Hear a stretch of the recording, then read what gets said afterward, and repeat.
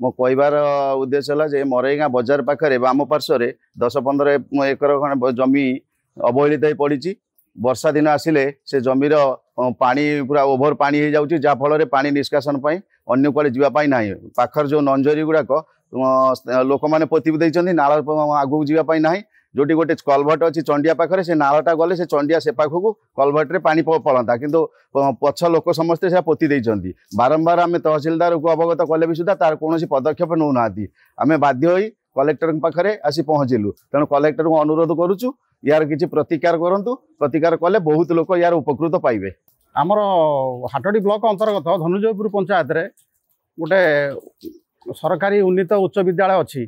सेठारे प्रथम श्रेणी रु दशम श्रेणी पर्यंत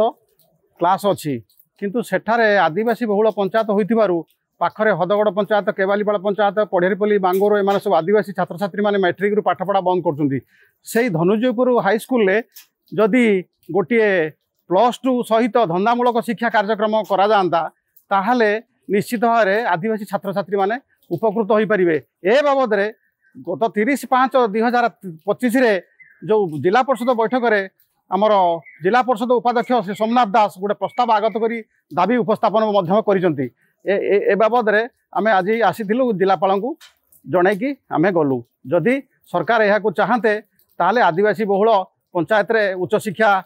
वृद्धि पाई पारंता एवं ए अंचल खनि प्रभावित अंचल होइथिबारु एठारे खनि खादान बंद लोक मानकर जीवन धारण मान रे उन्नति घटी नहीं तेणु लोक माने खाइबा चिंता करेंगे ना छुआ पिला पाठ पढ़ेबे तेणु सरकार यह दृढ़ पदक्षेप नेले आदिवासी छात्र छात्री माने उच्च शिक्षा पाई परिबे।